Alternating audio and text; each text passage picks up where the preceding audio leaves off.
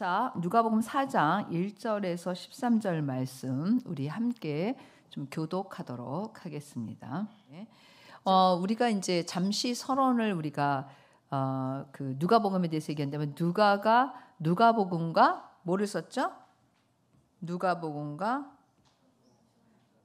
플러스 사도행전을 썼죠. 원래는 이게 하나였습니다. 그렇죠? 이게 하나였는데 이제 예수님의 그런 생애를 기록한 것을 구분하려고 여기를 자른 거예요. 원래는 하나였습니다. 그래서 이제 누가복음은 예수님의 생애를 기록한 거고 사도행전은 사도들이 성령 받은 이후에 사도들의 그러니까 사도들을 이제 사도들에 대해서 쓴 거죠. 그래서 사실은 누가복음과 사도행전을 그래서 사도행전 1장을 보면 연결이 돼 있어요? 안 연결돼 있어요? 연결돼 있습니다. 사도행전 1장에 보면 누가복음을 왜 썼는지 얘기하고 그 다음에 사도행전에 대해서 쓰는 것을 우리가 알 수가 있습니다. 그래서 데오빌러 각하여 그래서 이제 이 내용이 그래서 하나라는 그래서 누가복음은 사복음서 중에 하나인데 사복음서 중에서 이 누가가 이제 그 예수님의 그런 생애에 대해서 썼는데 사실은 사복음서 중에 하나인데 사복음서에 마태, 마가, 누가, 요한복음이잖아요. 근데 공간복음서라 그래서 마태, 마가, 누가복음은 하나로 공통점 있고 요한복음은 예수님의 생애에 대해서 썼지만 관점이 완전히 다른 조금. 그래서 이렇게 뭐랄까 좀 다르다 그래서 요 세 개만 공간복음 공통점이 있다 그래서 공간복음이라고 그러고 요한복음만 다르게 하고 있습니다. 그래서 우리가 누가복음이잖아요. 마태 뭐예요? 복음. 제가 우리 학교에서도 설명했는데 요 복음자가 다 붙어 있죠. 요한복음. 그래서 이 복음이라는 자가 왜 붙었는가? 예수님의 생애를 기록했는데 이 복음이라는 거는 뭐가 핵심이에요? 십자가와 뭐가 핵심이에요? 부활. 그래서 다른 어떤 것보다 십자가와 부활이라는 이 사건이 이 안에 들어가 있어요. 네 개가 다 공통적으로. 그래서 복음 이렇게 하는 겁니다. 그래서 마태복음, 누가복음. 근데 참 제가 이렇게 뭐랄까 이제 사람들한테 일본 사람들도 그렇고 우리 한국 사람들한테 가끔 이제 학부모들이 이렇게 복음에 대해서 들어보셨나요? 그러면 갑자기 복음이 뭔지 몰라요. 그리고 복음이라는 단어가 성경에 나왔는지 몰라요. 근데 너무 아이러니컬하지 않아요? 마태복음, 누가복음, 요한복음 이렇게 나오잖아요. 그리고 복음이라는 말도 엄청나게 많이 나오는데 우리가 굿뉴스 뭐 이렇게 그렇게 말을 해서 그런지 모르지만 복음이라는 단어가 실제 성경에 있다라는 걸 인식하지 못해요. 솔직히 얘기하면. 근데 복음이라는 건 뭐예요? 예수님의 십자가와 부활의 사건이 언제나 들어가 있는 거를 복음서라고 붙인 거예요. 무슨 얘기인지 아시겠죠? 그래서 그렇게 이제 기록되어 있다. 그래서 사실 어떻게 얘기하냐면 마가복음이 16장으로 가장 짧은데 마가복음을 기초로 누가복음과 마태복음을 썼다 이렇게 얘기를 하고 있어요. 그냥 이거는 뭐 정확한 근거는 아니지만 그래서 마가복음을 근거로 왜냐하면 마가복음에 있는 모든 내용이 마태와 누가복음에 있어요. 그래서 그렇게 이제 생각을 하는 건데 마태복음은 유대인들을 향해서 썼고 누가복음은 전 인류 어떻게 보면 이방인인데 전 인류고 마가복음은 로마인들을 위해서 썼어요. 요한복음은 독특하게 뭐예요? 영적인 관점에서 예수님을 얘기하고 있어요. 그래서 이렇게 다 틀린 거예요. 그래서 어떻게 보면 우리가 지금 읽고 있는 이 누가복음과 마가복음은 같은 내용인데 되게 짧아요. 오늘의 본문만 해도 마가는 2줄로 끝나요. 예수님이 성령에 이끌리셔서 시험을 받으셨다. 끝이야. 그리고 이제 뭐 다시 천사들이 와서 수정 둘다. 그리고 끝이에요. 그냥 진짜 마가복음에서는. 근데 누가복음에서는 이렇게 많이 그렇죠. 기록되어 있어요. 그래서 지금 학교에서는 마가복음을 하고 있는데 교회에서는 말씀 묵상이 누가복음이어서 우리 학생들은 아마 마가복음과 누가복음을 그대로 비교해 볼 수 있어. 또 마가복음을 암송하니까 뭐 성경도 찾을 필요가 없어. 그냥 외우면 돼. 본문을 이런 이제 우리가 상황인데 그래서 근데 이제 우리가 제가 그래서 마가복음을 설교하면서 어려운 점은 뭐냐면 너무 내용이 감출해.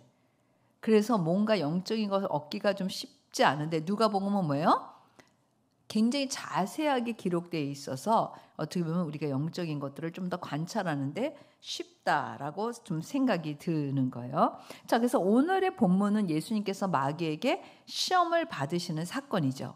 그런데 우리가 여기서 봐야 되는 건 뭐냐면 마귀에게 시험을 받기 전에 예수님에 대해서 우리가 좀 봐야지 된다라는 거죠. 그래서 보면 자, 우리가 지금 예수님께서 누구에게 시험을 받아요? 마귀에게 시험을 받잖아요. 근데 마귀에게 시험 받기 전에 40일 동안 뭐예요? 네, 금식하시죠. 그런데 이 사건이 있기 전에 어떤 사건이 있었는가라는 것이 되게 중요해요. 왜냐하면 여러분 우리가 항상 예수님의 인생, 예수님의 생애를 보면서 우리가 생각해야 되는 건 예수님이 우리의 모델이라고 그랬어요. 그러면 예수님을 통해서 우리가 영적인 교훈을 얻을 때 예수님은 어떻게 해서 그런 시험들을 이겼을까? 이런 생각이 저절로 들어야 되는 거예요. 항상 예수님의 인생을 보면서 예수님이 이렇게 하셨네? 그럼 우리는 어떻게 되는 건가? 이런 거. 예수님이 5,000명을 먹이셨네? 아, 예수님 진짜 잘하셨다. 역시 예수님이야. 그게 아니라 뭐예요? 우리에게도 그럴 수 있다라고 말씀하셨잖아요. 그렇죠? 요한복음에 보면. 그런 것처럼 계속 예수님의 인생이 나의 인생에 대비되고 예수님이 하신 것들이 내 인생에 비춰져야지 돼요. 그게 이제 예수님이 원하시는 삶인 거예요. 그러니까 우리가 뭐 예수님처럼 작은 예수가 돼서 뭐 이런 예수님의 제자가 돼서 이런 표현 많이 하잖아요. 그거는 예수를 믿는 것을 의미하는 게 아니라 예수님처럼 사는 것을 의미한다는 것을 여러분들이 생각하면 좋겠어요. 그래서 자, 예수님이 이런 시험을 받기 전에 어떤 사건이 있었나요? 두 가지가 누가복음에 기록되어 있어요. 3장을 보면 3장 21절에서 22절에 보면 예수님께서 뭘 받으셨죠? 네. 뭘 받으셨어요? 세례를 받으셨어요. 사실 예수님이 세례를 받을 필요가 있을까요? 없을까요? 없죠. 그런데 불구하고 예수님은 세례를 받으셨어요. 누구한테? 네, 세례 요한한테. 그래서 백성이 다 세례를 받을세. 21절에 보면 예수도 세례를 받으시고 기도하실 때 하늘이 열리며 뭐예요? 성령이 비둘기 같은 형체로 그의 위에 강림하시더니. 그래서 우리가 하나 생각해야 되는 건 예수님이 실제로 공생애라는 건 뭐냐면 사역을 시작하시기 전에 예수님이 어떻게 사역을 시작하기 전에 어떤 일이 있었는가의 첫 번째가 뭐예요? 세례를 받으시는 사건이에요. 무슨 얘기인지 알겠죠? 그러니까 이 세례를 받으시는 이 사건에 대해서 사도행전에 뭐냐면 이제 예수님의 사역은 누구에 의해서 하는 사역이 되는 거예요? 성령님에 의해서 하는 사역이 되는 거예요. 되게 중요한 포인트예요. 그러니까 예수님의 사역은 예수님이 우리의 죄를 위해서 인간의 몸을 입고 오셨잖아요. 그렇죠? 하나님의 아들이지만 우리의 죄 때문에 인간의 몸을 입고 오셨어요. 연약함을 그대로 가지고 오셨어요. 그렇지만 하나님의 아들이잖아요. 그래서 하나님의 아들로서 나타나는 거는 그 뭘로 나타나는가? 예수님에게서 성령님이 함께 하심으로 나타나는 거예요. 우리 그냥 나 홍인숙인데 내가 하나님의 딸 홍인숙이다 그러면 내가 하나님의 딸 홍인숙은 뭘로 나타나는가? 성령님이 함께 하심으로 나타나는 게 동일한 겁니다, 여러분. 그래서 사실 예수님께서 세례를 받으실 때 무엇을 받으셔? 뭐가 핵심인 거예요? 성령이 비둘기 같은 형체로 그의 위에 강림하신다라는 거예요. 그래서 너는 내 사랑하는 아들이라 내가 너를 기뻐하노라. 그래서 이제 공식적으로 어떻게 보면 하나님의 아들로 죄 없이 이 땅에 태어나셨지만 하나님의 인간인 동시에 하나님의 아들이죠. 여러분 참 이것도 재밌지 않아요? 예수님은 인간 플러스 하나님의 아들. 그러면 우리 인간 플러스 하나님의 아들 혹시 딸, 자녀. 맞아요, 안 맞아요? 맞죠? 그런데 여기서 요로 바뀌는 거. 바뀌는 게 보다는 인간인 동시에 하나님의 아들이심을 나타내는 그 사건이 뭐냐는 거예요. 그게 뭐라는 거예요? 성령님. 세례 받으실 때 성령이 임하신 거예요. 그래서 요한이 얘기하잖아요. 나는 물로 세례를 주시지만 내 뒤에 오시는 분은 너희에게 성령으로 세례를 주신다라고 얘기하잖아요. 그렇죠? 예? 그러면 우리가 인간에서 하나님의 자녀가 될 때 십자가 사건을 통해서 우리한테 누가 들어오시죠? 성령. 같은 거예요. 예. 그래서 사실 우리가 성경은 되게 심플해요. 복잡한 구조가 아닌 거예요. 어떻게 보면 영적으로 근데 그걸 볼 수 있는 눈이 필요한 거지. 영적으로 볼 수 있는, 깨달을 수 있는 메시지를 찾을 수 있는 눈이 필요한 것이지 엄청난 복잡한 구조다. 그런 거는 없잖아요. 그래서 사실은 예수님께서 하나님의 아들로 공생애를 시작하시기 전에 받으셨던 가장 중요한 사건이 뭐예요? 세례. 그거는 성령이 이제 예수님과 함께하는 거예요. 그럼 우리는 예수 그리스도를 영접하고 나서 성령이 임하실까? 영접하는 순간에 성령님이 임하실까? 영접하는 순간에. 예. 그래서 사실 영접하기 전에 성령님이 도우시고 내가 그거를 진짜로 영접하는 순간에 성령님이 이미 내 안에 들어오시는데 그건 나의 선택이 아니라 하나님의 역사라고 제가 말씀드렸죠. 우리의 선택이 아니라 예수 그리스도를 구주로 고백하는 구세주와 주인으로 고백하는 사람에게 성령의 하나님이 하시는 일이에요. 하나님의 자녀로서 살아야 되니까. 하나님의 자녀로서 산다는 것은 반드시 뭐가 필수냐면 성령님이 그 안에 계셔야지 되는 게 필수예요. 성령님이 그 안에 계시지 않는다? 그건 하나님의 자녀가 아니에요, 여러분. 하나님의 자녀가 될 수 없어요. 조건이 충족되지 않아요. 그래서 하나님의 아들이었죠. 그래서 우리도 뭐예요? 하나님의 아들과 딸이 되기 위해서 반드시 성령이 우리 안에 거하셔야만 하는 거예요. 그래야지만 우리가 하나님의 자녀. 왜? 하나님은 영이시잖아요. 근데 우리의 영혼이 죽어서는 우리가 하나님의 자녀가 될 수 없죠. 우리의 영이 살아나야 되는데 우리 영이 산다라는 거는 성령이 우리 안에서 예수 그리스도 안에는 생명의 성령의 법이 죄와 사망의 법에서 너를 해방하였다. 로마서 8장 2절 말씀. 그렇죠? 응? 지금 어디로 갔다가 어디로 가는 거냐 우리 목사님이. 이제 이 정도는 알아들을 수 있어야지 돼. 이 정도는. 그렇죠? 그래서 심플하게 그러니까 그리스도인이 하나님의 자녀로서 살아가는데 왜 홀리가이드가 필요하냐? 당연히 성령님이 거하시지 않으면 하나님의 자녀로서의 시작이 안 돼요. 아예. 예. 성령의 내주가 반드시 성경에 예수님이 말씀하셨고 제자들이 증명했고 오늘날에 우리가 그것을 우리 스스로 안다라고 성경에 써 있어요. 그렇죠? 자, 그래서 그 다음에 이제 두 번째 사건이 첫 번째는 예수님이 세례를 받으신 사건이잖아요. 시험 받으시기 전에. 두 번째 사건이 뭐예요? 그 다음에 이 누가복음은 되게 재밌는데 예수님의 뭘 기록해요? 족보. 족보가 나와요. 그렇죠? 근데 이 족보 재밌지 않아요, 여러분? 마태복음 족보와 사뭇 다르다. 마태복음은 뭐라고 시작하죠? 첫 번째? 찾아보세요, 빨리. 마태복음 1장 1절에 이제 보면 우리가 마태복음을 보면 뭐라고 성경이 말하고 있는지를 좀 볼 수 있어야 되죠.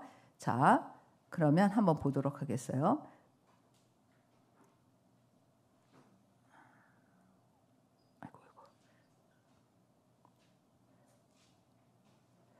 자, 마태복음 1장에 보면은 자, 뭐라고 됐어요? 아브라함과 다윗의 자손 예수 그리스도의 계보라. 아브라함과 다윗의 자손 예수 그리스도의 계보라. 그래서 마태는 지금 뭘 강조하고 싶은 거예요? 예수님이 아브라함의 자손이다. 다윗의 후손이다. 이거를 강조하고 싶은 거예요, 여러분. 그렇잖아요. 왜냐하면 누구를 위해서 썼다 그랬어요? 이 마태복음은 유대인들. 정통, 혈통이 유대인이다. 이스라엘 사람이다. 바로 그 아브라함과 다윗을 통해서 온 메시아다라는 거를 말하고 싶은 거예요. 자, 그러면 우리 다시 이제 우리가 돌아가면 뭐예요? 여기는 뭐예요? 뭐라 그랬어요? 요셉으로부터 시작하죠. 그 요셉으로부터 시작해서 룰룰룰룰 올라가서 중간에 보면 31절에 다윗, 그 다음에 뭐예요? 34절에 보면 그 위는 아브라함, 그 다음에 38절에 뭐라 그랬어요? 그 위는 셋이요, 그 위는 아담이요, 그 위는 하나님이시라. 자, 지금 어디로부터 왔다는 걸 얘기하고 싶은 거예요? 결론적으로 얘기하면 하나님으로부터 왔다는 거예요. 너무 관점이 이렇게 같은 족보를 기록했는데, 그러니까 마태복음은 전통 이스라엘 사람이다. 우리가 기다리던 아브라함과 다윗의 자손 메시아, 그분이 바로 예수 그리스도라는 거고, 누가는 지금 뭐라는 거예요? 하나님의 아들, 하나님이 보내신 자로서의 예수 그리스도의 족보를 얘기하고 있는 거예요. 그래서 여기 보면은 그러면 이 족보가 그럼 무슨 의미가 있습니까? 라고 여러분들이 생각할지 모르지만, 누구로부터 보냄을 받았다? 하나님으로부터 보냄을 받은 거죠. 3번이 아니라. 그래서 사실 우리가 1번의 예수님의 세례를 통해서 세례 이후에 그러면 예수님은 성령의 인도하심을 받을까요? 안 받을까요? 인도하심 받아요? 안 받아요? 당연히 받죠. 왜냐하면 우리가 이제 시험에 나와요. 걱정하지 말아요. 시험에 나온다는 게 우리 오늘 이 본문 시험에 나온다고. 거기에 이제 본문에 써 있다는 거예요. 이게 시험, 여러분 시험 그러니까 경기를 일으키는데 그 시험이 아니에요. 테스트가 아니에요. 자, 그래서 성령의 인도하심을 받고 족보는 바로 예수 그리스도는 누구로부터 오신 분이다? 하나님으로부터 오신 분이라는 이 두 가지 사실을 얘기를 해요. 그래, 왜 이게 중요하냐면 시험을 이기실 때 이 두 가지를 다 말씀하세요. 자, 봅시다. 그러면 자, 예수님이 이제 시험을 받으시잖아요. 시험을 받으시는데 1, 2절에 보면 봐봐요. 예수께서 뭐라고 됐어요? 그 다음에 성령의 충만함을 입어. 오늘 1절. 이미 뭐예요? 뭐라 그랬어요? 성령의 뭐를 입어? 충만함을 입어. 요단강에서 돌아오사. 요단강에서 뭐 했는데? 세례 받으심. 그거예요. 그렇죠? 그래서 성령의 충만함을 입어 요단강에서 돌아오사. 그 다음에 광야에서 40일 동안 성령에게 이끌리시며. 제가 틀린 말 했어요? 맞은 말 했어요? 성령님의 인도함을 받았다고 얘기해 줬잖아요. 그래요? 안 그래요? 그러니까 요단강에서 성령의 그 세례를 받으시고 그 이후에 뭐라는 거예요? 성령에게 이끌림을 받으셨다는 거예요.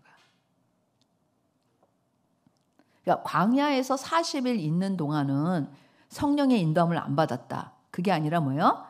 그러면 광야에 40일 있는 동안에 시험도 받았으니까 마귀한테 시험을 받을 때도 성령의 인도하심을 받았다 안 받았다? 받았다.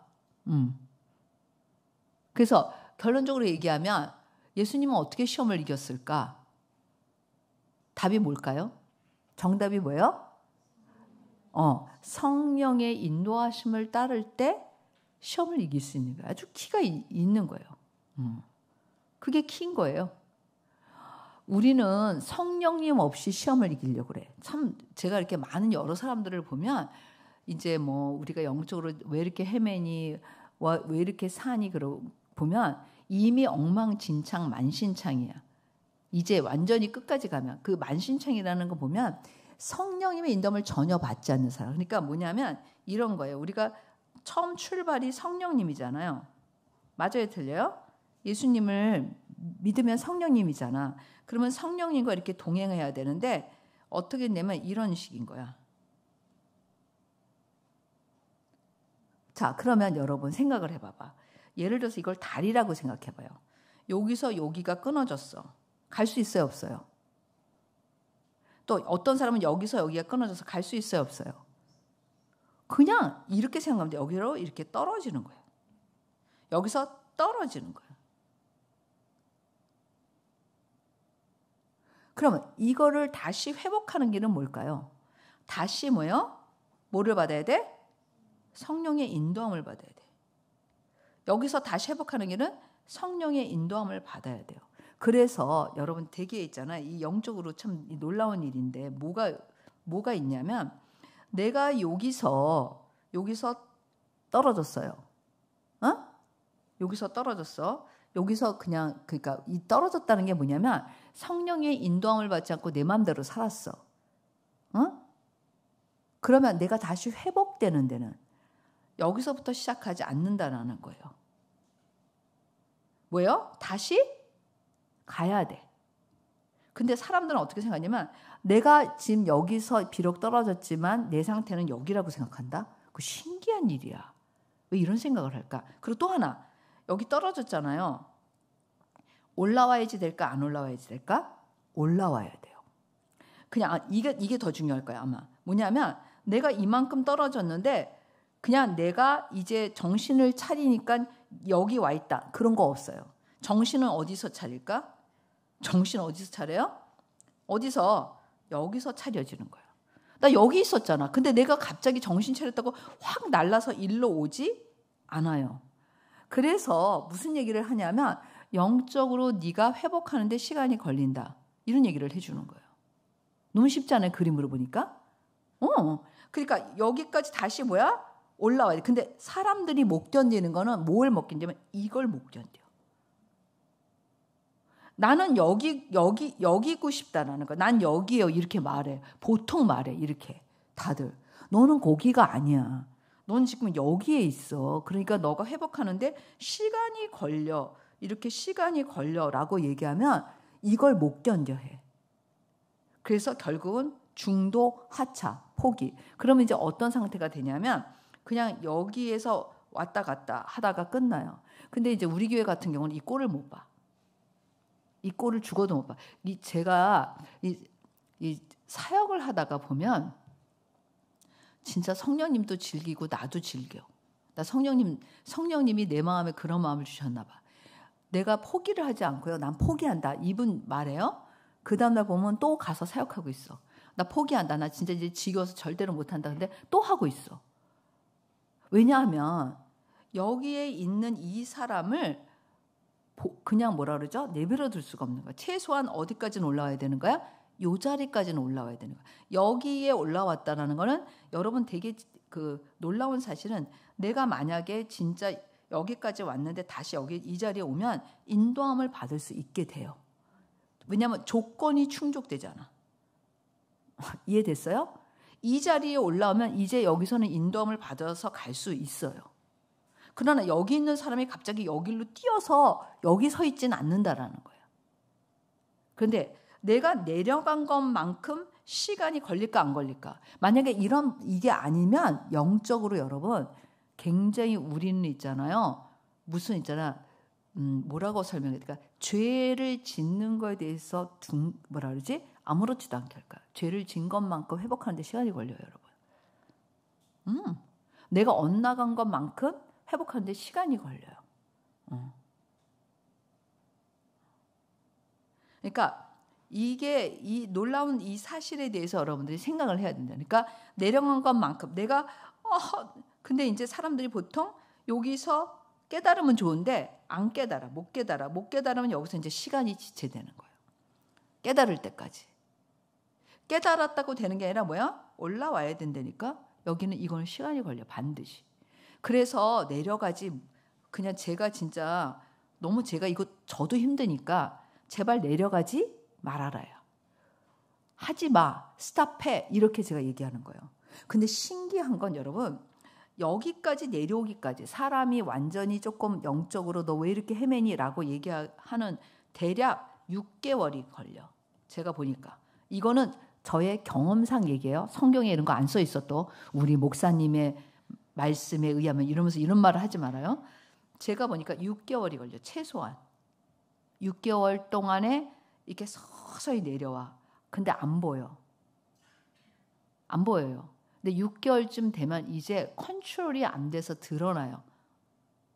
사건이 생기기 시작해. 여기서야. 뭐가 생겨? 사건이 생기기 시작해. 사건을 통해서 이제 알 수 있는 거예요. 사건을 통해서 알 수 있는 정도가 되면 보통 어느 정도 기간이 걸렸느냐?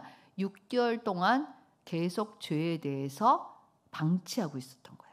그러면 성령님이 이 내려오는 동안에 경고를 안 하셨을까? 하셨을까? 계속 하셨죠. 듣지 않는 거야. 듣지 않고 제 맘대로 하는 거예요. 100%. 우리 이렇게 하면 안 돼. 지금 우리 설교로 돌아가서. 어쨌든 무슨 얘기인지 알겠죠. 그래서 여러분들이 사실 내가 무슨 얘기를 하다 이 얘기를 했나? 어쨌든 모르겠지만 시험에 대해서 얘기한 거죠. 시험. 그래서 사실 있잖아요. 우리가 회개라는 게 얼마나 중요하냐면 이 회개는 진짜 내가 죄를 지었을 때 바로바로 회개하는 게 너무 중요해. 그래서 회개가 일상이 되어야 되고 순간의 나의 삶이 되어야 돼요. 저는 여러분들도 그렇겠지만 저는 이렇게 예배를 드리다가도 찬양 시간에 다른 생각이 들면 그 자리에서 회개를 해. 나 이런 생각하면 안 되지. 이렇게 하지 않고 뭐라고요? 그 자리에서 회개해. 저는. 하나님, 제가 지금 예배 시간에 하나님을 생각하지 못하는 거는 그거는 정말 이거를 회개합니다. 하나님, 그리고 축사해. 나 자신 스스로 셀프 축사. 그리고 쫓아내. 그런 거 해요. 저도. 뭐 예배 시간이라 해서 언제나 홀리하지 않아. 그렇지 않아요? 예배 시간에 이렇게 앉아 있는데 엉뚱한 생각 들을 때 얼마나 많아 우리가. 그럴 때 셀프 축사하고 스스로 회개하고 그냥 바로바로 처리해요. 바로바로 처리하는 게 참 좋아요. 바로바로 처리하면 내려갈 수가 없어. 바로바로 처리는 내가 나의 지금 상태를 유지할 수 있는 거고, 그 다음에 앞으로 나갈 수 있는 거, 이 앞으로 나갈 수 있는 거는 반드시 이게 필요해. 뭐가 필요해요? 믿음. 그런데 여러분, 헤맬 때는 믿음이 전혀 없어. 지 맘대로야. 내가 얘기하잖아. 지 맘대로. 자기 멋대로. 자기 생각대로. 이게 발동을 하지, 그걸 믿음이라고 말하면 안 돼. 그래서 앞으로 나가는 데는 믿음이 필요해요. 그리고 사실 우리가 회개라는 걸 통해서는 뭐라고요? 이게 저기 있나 보다. 회개라는 거를 통해서 우리가 이 상태를 유지하는 거예요. 그리고 그 회개와 더불어 믿음을 드림으로 앞으로 나아가는 거예요. 예를 들면 우리 전체가 6월 기도 때 인도 선교를 위해서 우리가 헌신했잖아요. 믿음을 드렸잖아요. 그거는 우리가 앞으로 나아가기 위한 거예요. 저는 하나님이 우리를 축복하신다고 생각해요. 뭐 축복을 받기 위해서 헌신한 건 아니지만 뭐 그게 법칙이야, 성경에. 믿음이 성장하는데 사이즈가 커질까요? 작아질까요? 당연히 커지지. 어떻게 사이즈가 적어질 수가 있어? 적어진다는 건 성경에 있을 수도 없는 일인 거예요. 그러니까 우리가 믿음은 세상 말로 말하면 모험 해봐요. 모험. 예, 던지는 거야. 투자야. 예. 믿음은 계산이 아니에요. 믿음은 정확한 계산을 했다, 내가. 그건 이미 믿음이 아니야. 믿음은 모험이고 투자야. 어떻게 될지 몰라. 그런데 하나님을 신뢰하고 투자하는 걸 말하는 거예요. 앞으로 나가는 데는 믿음이 반드시 필요해. 그렇지만 내가 현재 나의 상태를 유지하는 것은 회개가 필요해. 자, 어쨌든 그래서 광야에서 40일 동안 성령에 이끌리시며 그 다음에 뭐라 했어요? 마귀에게 시험을 받으셨다. 그러니까 마귀에게 시험을 받는 예수님인데 성령님이 떠났어요? 같이 계셔요? 같이 계셔요. 이런 40일 동안 금식하시는 것도 성령님이 함께 하셨을 뿐만 아니라 마귀에게 시험을 받는 것도 성령님이 함께 하셨을까요? 안 하셨을까요? 함께 하시죠. 그래서 이제 마귀가 시험하는 거 3가지. 창세기에 하와에게 시험했던 하와에게 시험했을 때 하와가 어떤 유혹에 넘어갔어요? 그 나무가 뭐라 그랬어요? 여러분들한테 제가 써줬죠. 그 나무를 본즉 먹음직도 하고 보암직도 하고 지혜롭게 할 만큼 탐스럽기도 한 나무인지라. 그런데 이 3가지 포인트, 먹음직도 하고 보암직도 하고 지혜롭게 할 만큼 탐스럽게 한. 근데 이 3가지의 이게 중요한 게 아니라 이 3가지의 그 전에 게 중요한 거예요. 뭐예요? 너의 눈이 밝아져 하나님같이 되리라. 하나님같이 되는 내가 그 위치에 내 맘대로 하고 싶은 거에 먹음직도 하고 보암직도 하고 지혜롭게 할 만큼 탐스럽다. 이 3가지를 이제 넘어가는 거예요. 그러니까 하나님처럼 되고 싶은 그거에 대해서 이제 인간이 사탄한테 사로잡히는 영역이 이 세 가지 영역인 걸 알 수가 있어. 무슨 얘기인지 알겠죠? 자, 그래서 예수님께서 이 어떻게 보면 동일하게 그 시험을 받으시죠. 첫 번째 시험이 뭐야? 마귀가 이르되 너무 똑같지 않아요? 만일 하나님의 아들이거든 하나님같이 되리라 라는 거하고 하나님의 아들이면 이 돌들에게 명하여 떡이 되게 하라. 하나님의 아들인 건 맞아요, 틀려요? 맞지? 근데 왜 하나님의 아들이어든 이 돌들에게 명하여 떡이 되게 하라? 지금 뭐라는 거야? 예수님이 오신 목적이 뭐냐는 거야. 예수님이 오신 목적이 뭐예요? 굉장히 중요한 거. 정신 차리고 들어야 돼. 예수님이 오신 목적은 우리의 죄를 담당하기 위해서 왔어. 이게 목적인데 지금 목적은 뭐야? 하나님의 아들로 돌들을 명하여 떡을 되게 하는 게 아니에요. 예수님이 하나님께 순종한 건 뭐예요? 우리의 죄를 담당하는 거. 그게 하나님 앞에 순종하는 거지. 지금 이거는 하나님의 아들은 맞아. 돌들을 떡떡이 되게 할 수 있어. 그렇지만 이걸 선택하지 않는 거예요. 뭐라 그래요? 대답하시되 기록된 바 말씀대로 사람이 떡으로만 살 것이 아니니라 라고 말씀하시죠. 응? 그러니까 지금 목적을 흐트러뜨리는 거야. 야, 너네 동산 있는 모든 실과 먹지 말라고 했니? 그러니까 뭐라 그랬어요? 아니 먹으라고 그랬는데 동상 중앙에 있는 걸 먹으면 죽을지도 모른다고 했어. 벌써 바꾸잖아. 응? 근데 예수님은 하나님의 아들로 오셨지만 지금 하나님께 뭐예요? 하나님 보내신 목적대로 100% 순종하는 걸 보세요. 성령을 따라 우리가 시험을 받을 때 누구에게 순종하면 된다는 거예요? 하나님께 순종하면 승리야. 비결이 여기 있는 거예요. 하나님께 순종할 때 우리가 사실은 승리할 수 있는 거죠. 그러니까 그다음에 두 번째 똑같아. 마귀가 또 예수를 이끌고 올라가서 순식간에 천하만국을 보이며 이르되 이 모든 권위와 그 영광을 내가 내게 주리라. 이것은 내게 넘겨준 것이므로. 언제 넘겨줬지? 창세기에서 넘겨줬잖아. 내가 원하는 자에게 주노라. 내가 이거 아담과 하와가 죄지어서 합법적으로 받았는데 이거 너한테 줄게. 그러므로 내가 만일 내게 절하면 너 나한테 속하면 돼. 그럼 내가 이거 다 줄게. 그랬더니 뭐라 그랬어요? 예수께서 대답하여 이르시되 기록된 바 또 말씀으로 너의 하나님께 경배하고 다만 그를 섬기라 하였느니라. 자, 되게 중요한 거 있는데 하와는 자기가 생각했어요? 안 생각했어요? 먹음직도 하고 보암직도 하고 지혜롭게 할 만큼 탐스럽다고 생각했잖아. 근데 예수님은 지금 뭘로 지금 이 시험을 다 물리치고 있죠? 뭘로? 말씀으로. 자기가 생각한 걸로 하지 않고 목적에 분명하게 하나님께서 예수 그리스도를 보내신 목적에 맞춰서 순종할 뿐만 아니라 이 시험을 이기는데 뭘로 이겼냐는 거야. 말씀으로 이긴 것을 알 수가 있어.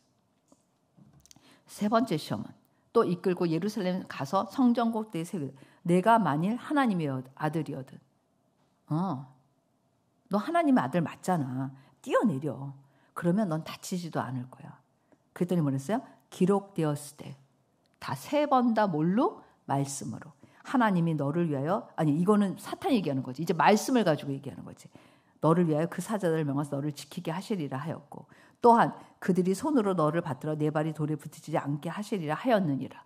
이제 말씀을 가지고 얘기를 하잖아요. 사탄이. 그랬더니 예수께서 대답하여 이르시되 주 너의 하나님을 시험하지 말라 하였느니라. 지금 이게 무슨 얘기예요? 내가 온 것은 사람들의 인간의 죄를 위해서 왔지 지금 이걸 위해서 온 게 아니다 라는 거를 딱 명시하시는 거예요. 하나님께 순종하는 것 외에 아무것도 예수님은 말씀하시지 않으셨어요. 하나님께서 명하셔서 보내신 목적 외에 다른 어떤 것도 말씀하시지 않으셨어요. 그랬더니 마귀가 모든 시험을 다 한 후에 얼마 동안 떠나니라. 얼마 동안 떠났다 그랬으니까 또 왔다는 얘기야, 안 왔다는 얘기야? 왔다는 얘기지. 계속해서 예수님을 공격했을까 안 했을까? 했죠. 가룟 유다도 있고 다 했잖아요. 여러분, 예수님은 하나님의 아들이니까 시험은 전혀 안 받으셨을까? 여러분, 그런 착각을 하면 안 돼요. 우리만 시험 받고 우리가 이렇게 얼마나 해요. 그래서 히브리서에 보면 예수님께서 우리의 시험 받는 우리의 연약함을 아시고 우리를 도우시고 우리를 위해서 중보하신다는 말씀이 있잖아요. 성경에 보면. 그래서 사실 우리가 오늘 보면 예수님께서 마귀에게 시험을 받으셨지만 승리하신 비결이 뭐냐는 거예요. 주시는 교훈 중에. 승리하신 비결이 뭐예요? 성령의 충만하심과 인도하심을 받았다는 거예요. 그건 되게 중요해요. 성령의 인도하심.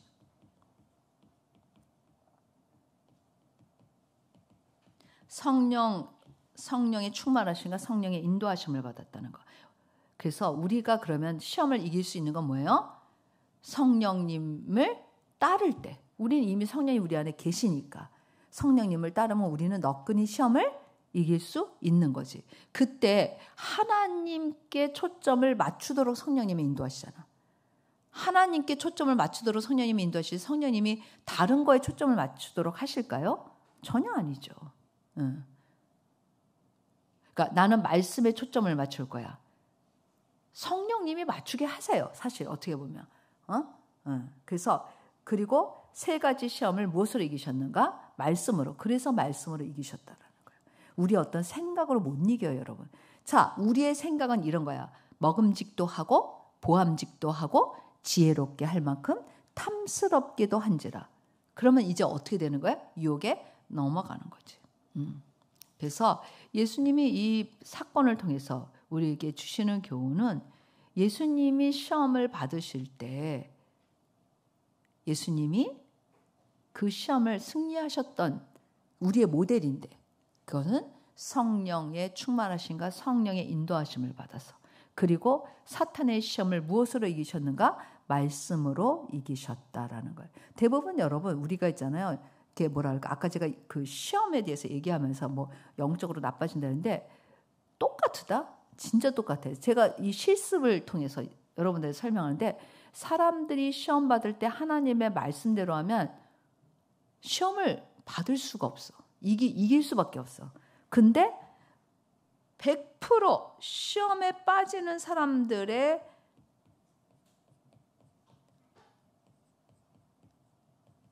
뭐라고 썼어요? 제가 자기 생각으로 가요. 자기 생각을 선택해. 성령님의 인도하심을 선택하지 않아. 그러니까 이렇게 생각하면 돼요. 성령님의 인도하심은 그냥 이꼬로 말씀으로 이길 수 있게 하시는 거예요. 무슨 얘기인지 알겠죠? 이게 그냥 한 세트예요. 성령님의 인도하심을 따른다 그러면. 근데 이거를 선택하지 않고 자기 생각을 선택해요. 그래서 결국 시험에 빠지고 나빠지는 거예요. 이건 100%.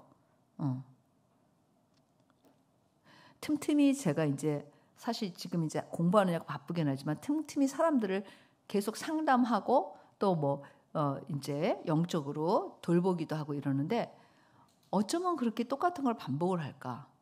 이거를 수십 차례 수백 번 했을 텐데 왜 자기 생각을 그렇게 선택할까? 이제쯤이면 하나님의 말씀, 성령의 인도함을 따라서 기준을 가질 수 있는데 그걸 안 해. 여러분 근데 우리가 사실 있잖아요. 되게 중요한 건데 그거는 몰라서가 아니에요. 내가 여러분들한테 확실히 얘기해 줄게요. 몰라서가 아니라 자기가 너무 소중하고 자기 중심적이라서 그래. 자기 중심만 버려도 성령님을 인도하심을 받게 돼 있어요. 그건 자기 선택이야. 그거는 제가 몰라서 그랬어요. 성령님의 인도하심이 약해서 그랬어요. 거짓말. 그 정도의 의지는 다 있고 그 정도의 지식이 다 있어요. 우리 교회 사람들은. 우리 교회 사람들은 어디 가서 몰라서 못했어. 말할 수 있어 없어? 없어. 왜냐하면 배우지 않았으면 또 그럴 수 있겠지만 너무 뭐야? 반복해서 계속해서 지속해서 여러 번 지금까지 듣고 있다. 맞잖아요. 그러니까 적어도 이제는 뭐야? 시험에 빠진다. 새로운 사람은 좀 시험에 빠질 수 있을 것 같아. 잘 모르니까. 근데 시험에 빠지면 안 돼요. 빨리 뭐 해야 돼? 회개해야 돼. 죄는 지을 수 있어. 죄는 지을 수 있어 없어? 당연히. 나도 죄 짓고 여러분들도 죄 지을 수 있지. 우리가 본래 우리 안에 거룩한 게 없잖아. 우리가 원죄를 가지고 있으니까. 그래서 우리가 죄는 지을 수 있어. 그런데 우리는 그것도 알고 그다음에 우리가 죄를 지었을 때 뭘 해야 되는 거야? 회개를 하면 우리가 밑으로 전락하진 않아요. 그리고 거기다 믿음까지 이제 들이면 앞으로 나가게 됐어. 예를 들어서 여러분 보트 있잖아. 보트가 물이 있어요. 노를 져. 사람이 여기 이렇게 앉아서 이렇게 노를 짓는데 일로 방향으로 가야 되는데 뒤로 짓는다고 생각해봐. 그건 아니지 않아요? 그러니까 이 방향 앞으로 나가는 방향으로 노를 지려면 아까 제가 얘기했죠. 믿음. 근데 이 믿음이라는 건 계산된 게 아니라 모험이고 투자다. 네. 말씀 그대로 믿고 모험을 하는 거고 말씀 그대로에 투자하는 거예요. 제가 어제도 이제 이렇게 말씀을 보다가 성경을 읽다가 그 잠언을 보니까 하나님의 말씀을 우리가 하나님 말씀대로 사는 게 온 건강에 그 말씀이 우리한테 건강함을 준다는 거야. 보약이 된다는 거야. 그래서 그 말씀을 조금 묵상해봤어. 어떻게 그럴까? 생각해봤더니 말씀대로 사는 삶은 정결한 삶이고 죄를 가까이 하지 않으니까 영적인 것뿐만 아니라 육적으로 정신적으로 강건함을 줄 수밖에 없어요. 그게 법칙이야. 응? 마음으로도 말씀대로 살면 마음이 나쁜 마음이 될 수가 없죠. 그렇잖아. 몸도 뭐예요? 나쁜 습관을 들일 수가 없어. 마음껏 자라. 하고 싶을 때만 일해라. 이런 게 써 있어요? 안 써 있어요? 안 써 있지. 부지런해라. 계미를 본받아라. 그치? 하나님이 싫어하는 것 7가지. 교만한 눈과 이렇게 다 나와 있는데 말씀대로 하면은 우리가 육체적으로 뿐만 아니라 정신적으로 영적으로 강건할 수밖에 없는 거예요. 그게 법칙이라는 거죠. 그래서 참 투자할 만해 안 할 만해요? 투자할 만하지. 얼마나 감사해. 얼마나 감사해. 얼마나 놀라워. 하나님의 말씀의 약속이 나에게 축복이 될 뿐만 아니라 나의 온 몸을 강건하게 하고 건강하게 실제로 건강하고 한다는 거예요. 그래서 건강 염려증이 있는 사람한테 처방을 어떻게 해야 되냐면 성경대로 해보세요. 회복됩니다. 이렇게 얘기해 줘야 돼. 뭐라 그랬어요 지금? 성경대로 해보세요. 그래서 여러분들이 이걸 알고 그래서 우리가 이 오늘 말씀을 통해서 시험을 이길 수 있는 비결은 성령의 인도하심을 따라 우리가 살아갈 때 시험은 계속 있어요 없어요? 있어요. 시험은 계속 있다 없다? 있다. 예수님도 써 있잖아. 근데 그 시험을 이길 수 있는 거는 성령의 인도함을 받을 때 말씀으로 그것을 이기는 거다. 말씀으로 내 생각으로 이기는 게 아니라 말씀으로 그대로 내가 말씀대로 사는 삶을 통해서 그거를 이길 수 있는 것이다 라는 거를 여러분들이 오늘 이 말씀을 여러분들의 마음에 새기고 꼭 적용하면 좋겠습니다. 기도하겠습니다.